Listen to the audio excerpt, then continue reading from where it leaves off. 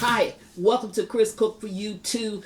Happy holidays to you. I know that that's belated, but I wanted to say it anyway because for a couple of months, and I did post a video about this, you all know that I was down with my health. Just too much happy holiday. That was what it was. So I ended up having to stay in the bed for a period of time. Now, I'm going to make a dish tonight that's an old school favorite. I haven't fully recovered, but I've recovered enough to start back. So I'm going to make a recipe now. Then I'll come back and make one next week, and then I'll do a lot of back-to-backs in order to catch myself up. Now, I wanted to do this recipe for the Super Bowl, but I couldn't because I had to stay and get plenty of rest. I could not make it. So this is fast and quick, not going to bother me with my health. So I wanted to come on and do it now. What we're going to be doing is deviled eggs. I would like to show you how to take that deviled egg, which is something that we always have, especially at holiday time, and turn it into an hors d'oeuvre that is really high class and tasty. Now, if you're doing this already, you may be doing it with one of the ingredients and not doing it with both. You can make deviled eggs and put anything in them that you really want to put in them. But right now, the way we're going to do it is the way that I'm getting ready to show you now. Of course, you will need your eggs, which I'm going to go away and boil them. You will need mayo. Now, I'm using avocado mayo because I use that a lot. I like that a lot. You can just use regular mayo. You're going to need relish, crab meat, and shrimp, along with a little bit of sugar. Now, what's going to take this from 1 to 10 is going to be this crab meat and shrimp. So I'm going to go away, get my shrimp ready, get my crab meat ready, and I'm going to come back and put this together for you. Real quick, real easy, but oh so good. I'll be right back. Okay, now I'm back, and I've already boiled my eggs, and then I took and I split the shell, or I took the shell off and then I split the white of the egg. Okay, and something came to mind. How many people have trouble with getting your eggs out of the shell? When you make a boiled egg, then you can't get the egg out of the shell.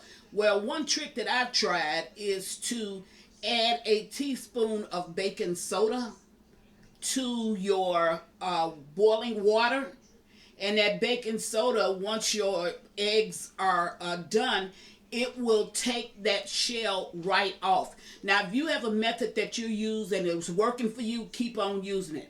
But if you don't know how to get that shell off without breaking all of the whites of the backs of your eggs, then try 1 teaspoon of baking soda. That will help you tremendously. Or if you have something that you use and it works for you, put it in the comments down below.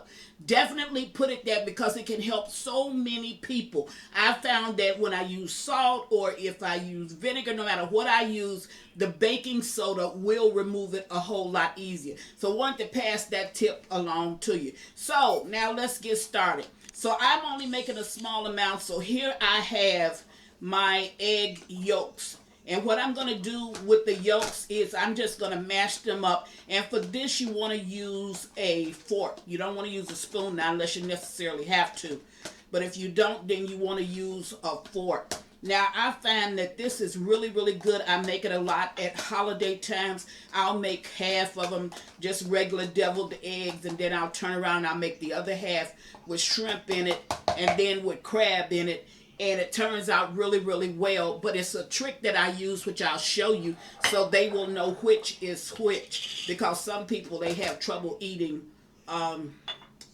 any type of shellfish. So you don't want to break somebody out or have their allergies to kick in.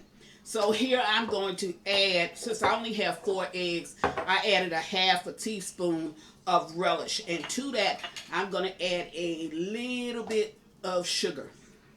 Not that much. And of course, as always, your ingredients will be at the bottom of the tutorial. Now, this is crab claw meat that I have. I'm going to add some of that. And I'm going to add, I chopped up the shrimp. So I'm going to add some of the shrimp to it as well. And I'll probably go back and just add it all.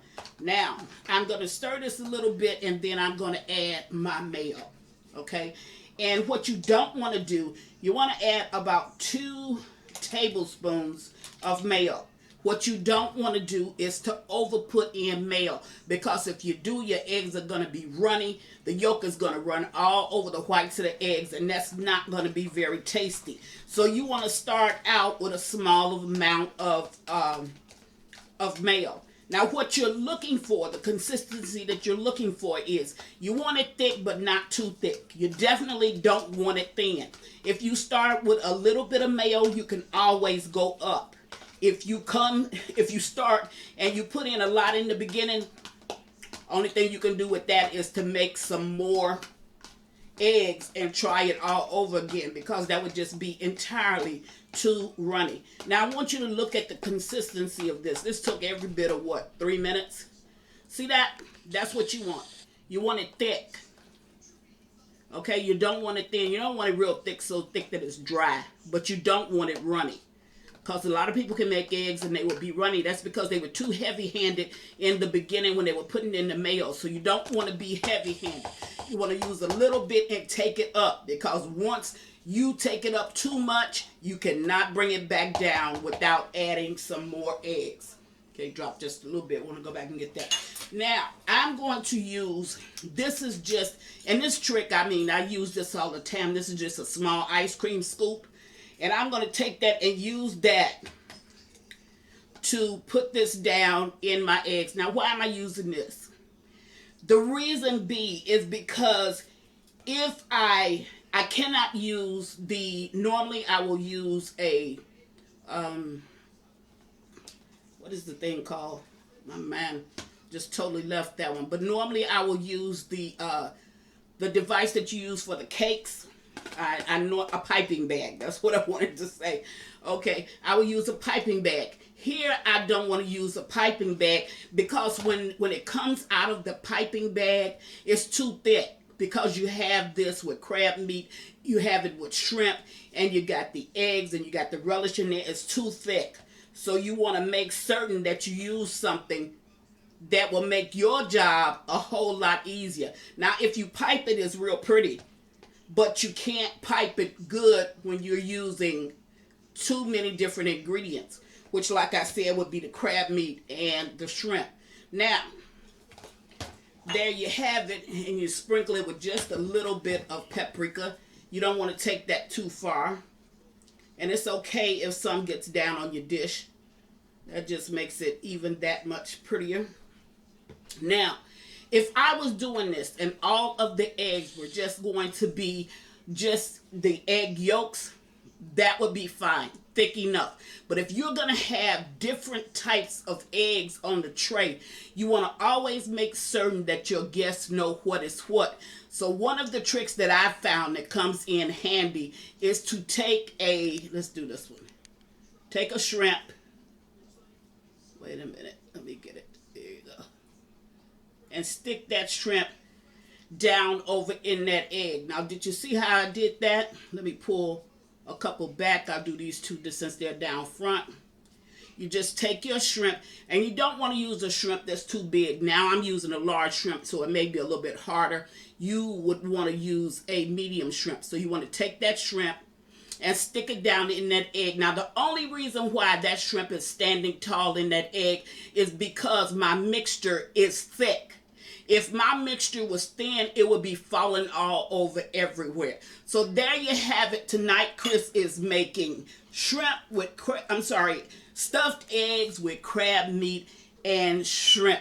Really wanted to bring this to you for the Super Bowl. Couldn't bring it to you. And now, since I'm still in the recuperating stages, I'm able to bring you something that's nice and easy to try, but something I truly think that you will enjoy. Okay, that's what I have for you tonight. Great to be back. Glad to see you. Thank you for your prayers. And as always, thank you for watching Chris Cook for You Too. Bye.